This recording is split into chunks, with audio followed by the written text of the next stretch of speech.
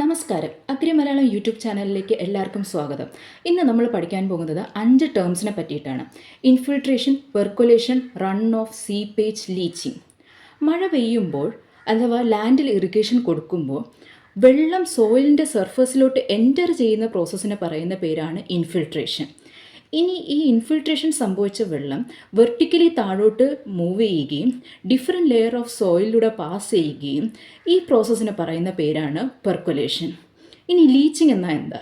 Leaching എന്ന് പറയുന്നത് soluble substance ആയ ന്യൂട്രിയൻസ് അഥവാ സോൾട്ട്സ് വാട്ടറിൻ്റെ കൂടെ വെർട്ടിക്കലി ഡൗൺവേർഡ് മൂവ് ചെയ്യുകയാണ്. അതായത് നമ്മുടെ ഡീപ്പർ ലെയർ ഓഫ് സോയിലിലോട്ട് അത് മൂവ് ചെയ്യുന്ന പ്രോസസ്സിന് പറയുന്ന പേരാണ് ലീച്ചിങ്. അതായത് water along with the minerals move vertically downward. അടുത്തത് ഹൊറിസോണ്ടൽ മൂവ്മെൻറ്റ് ഓഫ് വാട്ടറാണ്. ഇതിൽ 2 ടൈപ്പ് ഉണ്ട്. ഒന്ന് റൺ ഓഫും ഉണ്ട്, ഒന്ന് സീപ്പേജും ഉണ്ട്.